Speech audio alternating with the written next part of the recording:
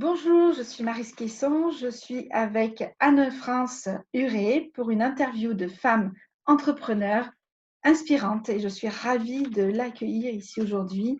L'objectif étant de vous permettre de découvrir des parcours de femmes qui ont réussi, mais de vous permettre surtout de découvrir leur parcours, ce qu'elles ont vécu avant, qu'elles puissent être dans cette réussite-là. C'est ce que j'appelle la face cachée de l'iceberg, avec tout ce qu'on peut avoir comme doute, comme part d'échec aussi, qui contribuent à notre réussite, bien sûr, et toutes ces choses-là qui font qu'on arrive à avancer sur notre chemin et atteindre nos objectifs. Bonjour Anne-France, comment tu vas? Je vais bien. Et toi, comment vas-tu? Super, je suis ravie de t'accueillir, de pouvoir t'interviewer, que tu puisses nous parler de ton parcours. Super. Moi aussi, je suis ravie d'être avec toi aujourd'hui. Génial.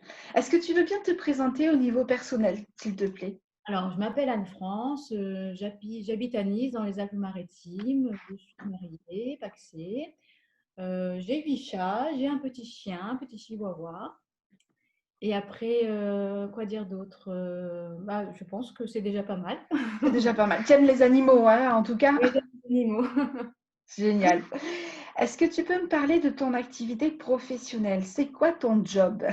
Alors, en fait, j'ai repris mes études à l'âge de 32 ans. Mhm. Donc, j'ai repris mes études et je suis devenue psychologue. Ça a été un parcours du combattant, mais j'ai réussi à devenir psychologue depuis 2014. Donc, ça fait D'accord. 6 ans. Ok, Et en fait, super.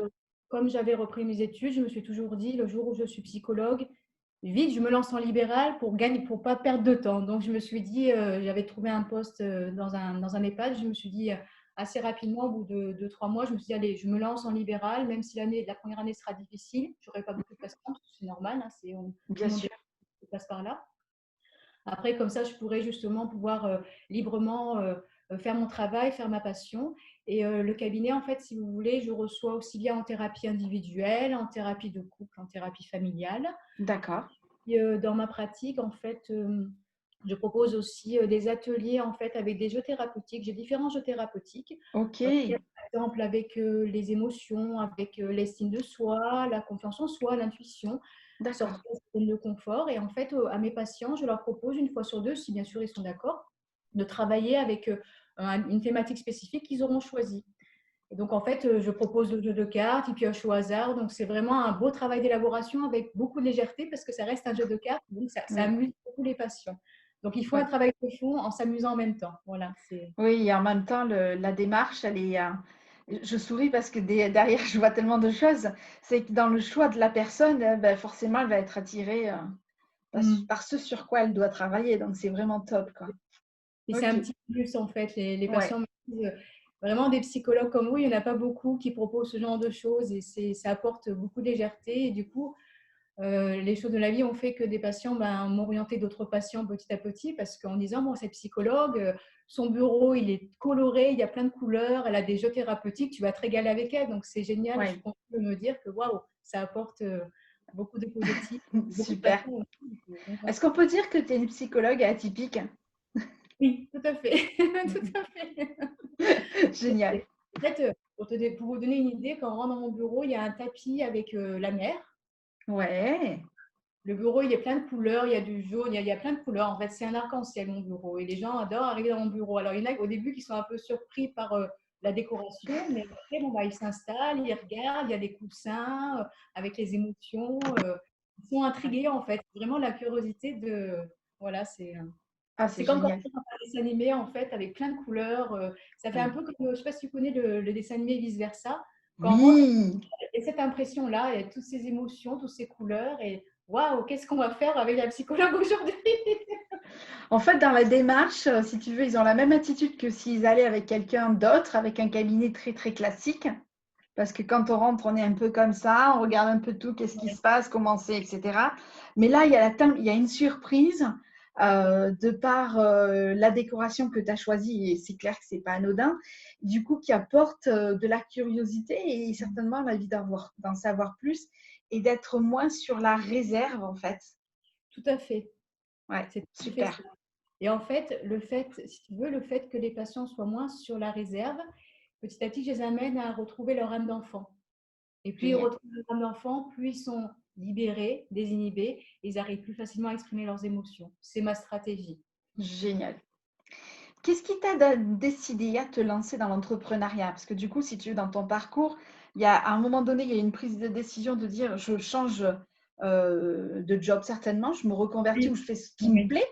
Alors, voilà, déjà là, ce qu'il faut savoir, c'est que quand en fait, j'ai rencontré l'amour de ma vie, quand j'ai rencontré l'amour de ma vie, elle m'a donné une information que je ne savais pas. Elle m'a dit, il y a l'équivalent du bac, parce que moi, j'ai toujours voulu être psychologue, mais en fait, comme je n'avais pas le bac, je me suis dit, bon, je ne serai jamais psychologue, c'est comme ça, je Ouais, travaille dans le social, c'est déjà bien. ok. Quand j'ai su qu'il y avait l'équivalent du bac, bah, du coup, je me suis inscrite. Et ça a été déjà pour moi une porte ouverte. Je me suis dit, si j'arrive à valider le DAEU, je peux rentrer en faculté. Donc, j'ai commencé petit à petit. Alors, il y avait 4 matières, il fallait avoir la moyenne.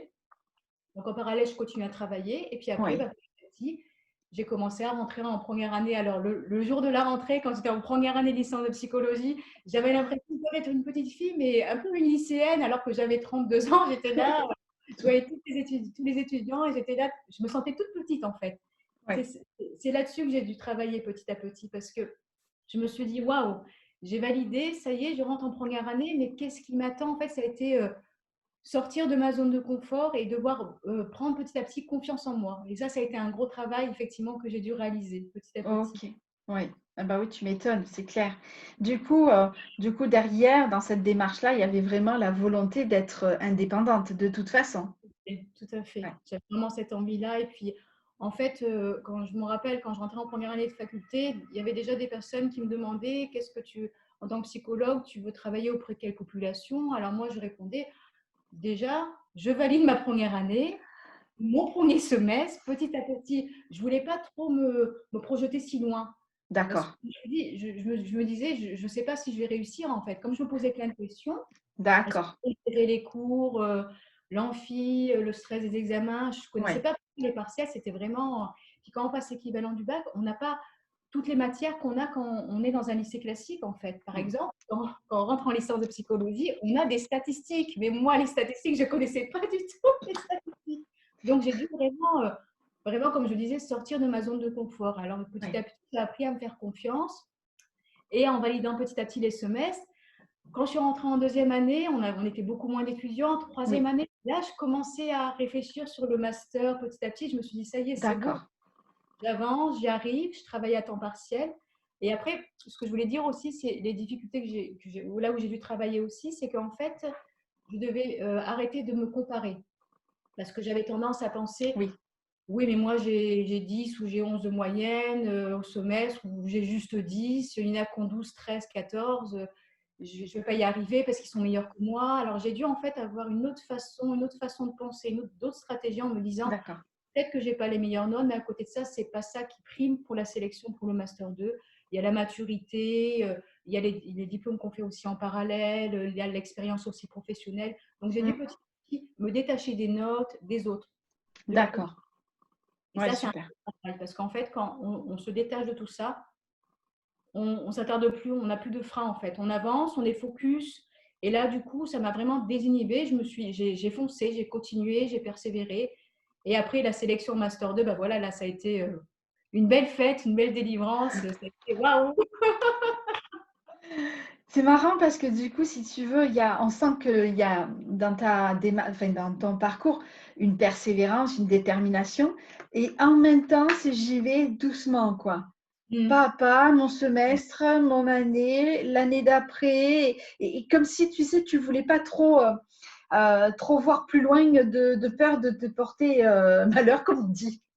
Et, euh, et voilà, mais en tout cas, bravo pour ce parcours. L'entrepreneuriat, qu'est-ce qui t'intéressait derrière? C'est quoi? Parce qu'on n'y va pas par hasard. Ouais. Ça, en fait, c'était pour moi, qui a toujours eu l'expérience d'être salarié, pour moi, c'était la liberté. La liberté d'avoir mon planning, de décider quel jour, quel moment, quels Ouais, horaires. Et là, la liberté, ça n'a pas de prix. Il y a à côté de ça tout ce qui est administratif, tout ce qui est comptabilité à gérer, parce que dans tout ce qu'on fait, il y a toujours un petit quelque chose qu'on aime moins faire. bien sûr. Mais à côté de ça, la liberté, ça n'a pas de prix. Ça, c'est quelque chose, Ok, ça m'a totalement épanouie dans ce domaine-là. J'ai génial. lâché mon poste en tant que salarié. où j'étais plutôt frustrée plutôt qu'autre chose, parce que je n'étais pas épanouie, parce que j'avais très, très peu d'heures. Donc, je ne faisais pas un travail de qualité pour moi. Et à Mhm. côté de ça, bah, petit à petit, j'ai persévéré dans le libéral, je me suis fait connaître, j'ai publié des articles, un tas de choses. C'est vrai que je fais beaucoup de choses. Oui, J'ai continué à parfaire mes connaissances. J'ai fait un diplôme universitaire de psychotraumatologie, de gérontologie aussi, j'ai d'accord. fait une formation de sophrologie, de relaxation. Si tu veux, j'arrête pas en fait, parce que tout ce qui est bon en connaissance, en théorie, en pratique, ça va aider les patients et les patientes. Donc, je suis toujours Bien sûr. en quête de connaître d'autres outils, d'autres thérapies pour apporter encore plus de bien-être aux gens. Ça, c'est Génial. vraiment, voilà. Ouais, tu Donc, as une ouverture d'esprit, quoi. Tu restes ouais. pas bloqué avec, j'allais dire, ton diplôme, ton premier diplôme en poche et dire non, non, mais c'est bon, ça y est, j'ai mon taf. Ah oui, non, pas du tout. Alors que quand j'ai terminé mes études, pour être honnête, vraiment, quand j'ai terminé mes études, je me suis dit, ça y est, c'est fini, j'arrête les études, je ne veux plus aller à la fac. Pendant 6 mois. Et au bout de 6 mois, en fait, la fac me manquait, les études, par faire mes connaissances. Donc, L'envie d'apprendre. j'ai envie d'apprendre, toujours, qui est toujours là, Ouais. présente. Ouais, c'est génial. Ça fait quelques années que tu t'es lancé donc dans l'entrepreneuriat, que tu as ton cabinet, tes clients. Ça n'a pas toujours été rose, je suppose. Tu sais, quand à un moment donné, ça y est, on est lancé, tu as ton numéro INSEE, etc. Et bah, on a aussi des moments de doute, des moments où on essaie de faire des choses qui ne fonctionnent pas. Est-ce que toi aussi, tu as rencontré cette Oui, difficulté-là? c'est vrai que, toujours en étant honnête, la première année, j'avais vraiment très, très peu de patients. Donc, Mhm. il y avait deux dans un trimestre, pour te donner une idée, et pour vous donner une idée à vous aussi qui nous écoutez, c'était beau. Donc, Ouais, 2 patients sur 3 mois, c'est pas ouais, beaucoup.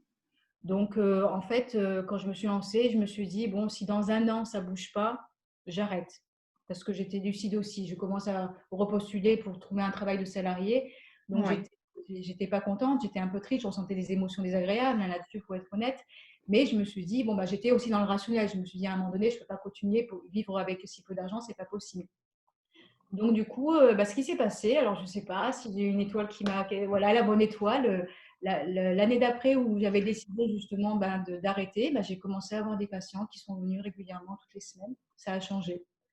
Ok. Voilà. Comme quoi, il faut persévérer. Alors, du coup, ça m'a apporté un dynamisme positif. Donc, du coup, j'ai eu envie de refaire des articles. J'ai mis à jour mon site. Enfin, du coup, ça m'a apporté vraiment beaucoup d'énergie et de fil en aiguille, les patients. Et au fil des années, j'ai eu de plus en plus de patients aussi. Génial. Voilà. Et même là, on peut en parler parce que c'est d'actualité. Le confinement, ça aussi, vous voyez, ça a été quelque chose vraiment qui a perturbé pas mal de personnes. Pas Oui. tout le monde, mais pas mal de personnes. Et du coup, finalement, bah, là, au jour d'aujourd'hui, je continue mes téléconsultations sur Skype jusqu'à la fin du mois de juin. Je commence pratiquement à avoir le même nombre de patients que j'avais avant. Donc, c'est quand même pas mal. Comme quoi, voilà, on peut s'adapter à tout. Oui. Et puis, du coup, tu es en train d'éduquer tes clients aussi. Voilà, c'est ça aussi. Il y a une psychoéducation avec le Skype, le Zoom, je Ouais, leur explique. Donc, voilà, c'est ça. c'est du bonheur parce que finalement, on s'adapte perpétuellement. Et puis, en travaillant sur soi, on fait travailler les autres aussi. Comme quoi, on peut. Complètement. C'est vraiment ça, en fait. Même s'il y a des périodes comme ça où du jour au lendemain, d'un seul coup, la première semaine, j'ai eu que 2 patients, bah, je me suis dit, Ouais. il faut leur laisser aussi le temps de s'adapter aussi. Oui. Alors, je faisais de temps en temps, j'envoyais aussi des petits messages à mes patients en leur disant, bon, bah, effectivement, il y a le confinement. Néanmoins, je fais des consultations sur Skype. Si jamais vous avez besoin, voilà, Mm. le téléchargement est gratuit. Ouais, tu vois, j'essaye vraiment Oui, oui, bien sûr.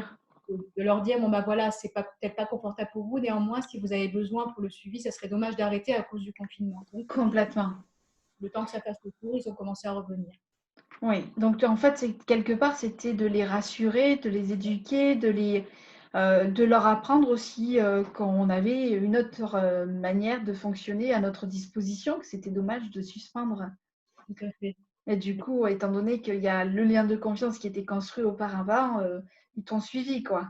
C'est ça. Ouais, Et en plus, bah, la cerise sur le gâteau, c'est que j'ai eu en parallèle petit à petit des nouveaux patients qui m'ont contacté aussi. génial. Donc voilà, Oui, je pense qu'effectivement, on va avoir pas mal de personnes hein, qui sont chamboulées par rapport à la période, ouais. parce que certains ont souffert de solitude, d'autres, c'est sur d'autres points, et cetera. Puis comme ça nous a ramené à travailler sur l'essentiel, ça fait remonter à la surface toutes les problématiques qu'on peut avoir, effectivement. Quelle est la plus grosse difficulté que tu as rencontrée, que tu t'es dit: «Non, mais c'est bon, j'arrête». Ah, en dehors Il y en a de une. en dehors du peu de patients que j'ai eu la première année, j'ai pas eu Ouais. vraiment d'autres difficultés, c'était vraiment juste ça, Ça a en fait. été, ce déclic-là qui a fait que du coup, tu as envisagé ce plan B-là, Voilà, au cas où, si au cas jamais où, en disant: «Bon écoute, je vais continuer, mais si ça fonctionne pas, j'ai ce plan B». Quelque part, tu as dû te rassurer et voilà, ensuite te dire: «Voilà, écoute, je sais ce que je peux faire, maintenant j'y vais». tout à fait. Puis après, je savais aussi en parallèle que quand on démarre, qu'on soit psychologue ou thérapeute, hein, ou Mmh. professionnel, quand on démarre, c'est long avant d'avoir des patients. Je veux dire, c'est pas du jour au lendemain qu'on peut avoir, le cabinet plein, c'est pas possible, quoi. Oui, Du temps. Ça il faut dépend être des du temps. Oui, personnes, et petit à petit, je me suis dit: «Bah, il faut que je me fasse confiance». Après j'ai commencé très tôt, donc c'est vrai que le temps que sur internet tout se fasse, voilà, oui, qu'il y ait de la visibilité, il faut du temps aussi. Donc, aussi. c'est vrai que là-dessus, j'ai ce côté un peu, on va dire petite fille, ce côté, impatiente parce que j'aime bien que tout arrive vite, mais c'est pas possible. Donc Non, petit à petit, voilà, ça aussi c'est un travail que j'ai dû faire, hein, quand on parle de travail à faire. À prendre patience. Et c'est vrai que comme j'ai repris mes études et que je me suis trouvée en décalage par rapport aux autres, c'est vrai que j'avais l'impression quelque part un peu de régresser comme si j'étais lycéenne en fait et de vouloir tout de suite alors que c'était juste impossible. J'ai dû c'est clair, apprendre petit la patience et ça, la patience, c'est une des très grandes qualités qu'il faut avoir, c'est surtout quand clair. on est libéral. Oui. Alors, qu'est-ce qui fait que tu n'as rien lâché? Est-ce qu'il y a eu quelque chose en toi? Alors, bah, ce qui est vraiment important pour moi, c'est l'entourage en fait, avoir vraiment, c'était, je crois que c'était la dernière question que tu avais, c'était Oui, avoir c'était un conseil. bienveillant, des Mmh. gens qui poussent vers le haut, ça c'est vraiment important. Et puis, je veux dire, quand on a l'amour, c'est vrai que moi, c'est quelque chose, l'amour me donne des ailes et elle me donne des ailes tout le temps. Donc, du coup, je me suis dit, je vais persévérer. Dans les moments donnés où je commençais à avoir un petit peu moins confiance en moi, je me suis dit, je me remettais en question. Elle était là pour me dire, mais non, prends patience, petit à petit, tu verras. Donc, du coup, c'est vrai que l'environnement, quand il est Oui, positif comme ça a un impact aussi sur soi et du coup, on peut persévérer. C'est un plus aussi. oui. C'est pour ça que quand vous vous lancez, entourez-vous vraiment de personnes qui vous poussent vers le haut. Les personnes qui sont éventuellement négatives parce que, je ne sais pas, vivent des choses difficiles dans leur vie, mettez de la distance sans culpabiliser parce que soyez focus sur vous et dites-vous que vous avez besoin de gens positifs autour de vous pour éviter d'avoir en plus des gens négatifs qui vont vous descendre plutôt que vous remonter. Ça, c'est vraiment un bon conseil à donner. Complètement, je suis d'accord avec toi et ces derniers jours, j'ai pas mal de clientes qui m'ont qui m'ont parlé justement de cette problématique-là, de l'entourage et en plus, il est très proche parce que généralement, c'est le mari. Donc moi, je leur dis: «Écoute, à un moment donné, c'est toi qui as la barre de ton entreprise, d'accord? C'est toi la boss. Donc, tes décisions par rapport à ton business, c'est toi qui dois les prendre. Effectivement, on peut en discuter avec notre conjoint, conjointe, dans le cas où ça se passe bien, où tu vas voir un conseil, mais pas qui va te descendre C'est ça. et de te déstabiliser. Donc, dans ce cas-là, oui, c'est porteur, mais après, tu restes à la barre, quoi. C'est toi qui décides. Donc, si c'est quelqu'un qui t'encourage pas, ben, mets-toi dans ta bulle et avance. Parce que si c'est important pour toi et que c'est quelque chose, enfin, voilà, on est sur revenir à l'essentiel, on est sur faire les choses qui nous passionnent, pour être qui nous sommes, nous respecter nos valeurs, etc. Donc, pour moi, c'est même pas négociable. Tu restes focus sur ce que tu veux faire et peu importe ce qu'il pense, quoi. Et à la limite, j'ai envie de te dire, tu t'en moques. C'est son problème, c'est pas le tien. Et voilà, chacun Ouais, a ses soucis, ses émotions. Voilà, à un moment donné, il faut être focus aussi. c'est Et ça. le côté positif aussi par rapport à ça, c'est que du coup, ça amène la personne à s'affirmer, à poser des limites, à avoir confiance en elle. Donc ça, Oui, finalement, c'est aussi une cerise sur le gâteau parce que du coup, elle renforce sa confiance en elle. c'est ça. Une belle transformation et puis en posant les limites sans culpabiliser. Ça aussi, c'est un travail à faire, mais quand on arrive à le faire, ça aussi, c'est que du bonheur parce que du coup, pour l'entourage, pour tout le monde en fait, hein. Le fait de voir que la personne elle a des limites, du coup, elle se fait encore plus respecter. Oui. On comprend encore plus son projet. On se dit, bon, bah, c'est bon, effectivement, elle a raison, elle est focus. On va la laisser tranquille, on reviendra quand on se sentira mieux, quand on va lui apporter du positif. Non, c'est clair. J'allais dire, il y a des bénéfices sur tous les points, si ce n'est que voilà, si on peut vous donner en tout cas une note d'espoir, c'est que quelle que soit la situation dans laquelle vous êtes, c'est bien sûr de bien vous entourer. Si l'entourage n'est pas positif, allez chercher ces personnes qui vont vous booster autour de vous. Ça peut être des amis, mais ça peut être d'autres personnes avec qui on lie une amitié, parce qu'aujourd'hui, avec les réseaux sociaux, on peut avoir des connaissances dans le monde entier et pouvoir échanger et avoir des personnes qui nous entourent, qui vont croire en nous et ça nous booste. Et je dirais même qu'après, l'idéal, c'est de pouvoir travailler sur soi. Et comme je dis toujours, il n'y a pas mieux que quand tu travailles sur toi avec quelqu'un, avec une personne extérieure pour te permettre d'avancer. Tout à Voilà. fait. Ça.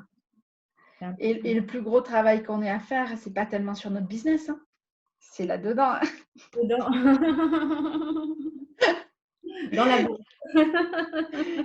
Moi, c'est ce que je dis et j'en ai pris conscience, hein. Parce qu'au départ, si tu veux, très rapide, mais moi j'ai fait un burn-out en 2012 et je prends conscience, bon, je te passe les détails des 6 mois très très noirs et je prends conscience que ma priorité c'est mon bien-être et de faire les choses qui me passionnent. Et puis je me suis dit, bon, ok, tu vas un peu travailler sur toi, après ça c'est fait et puis tu te consacres à ton activité et tu n'as plus besoin de revenir sur toi. Mais non, c'est pas vrai.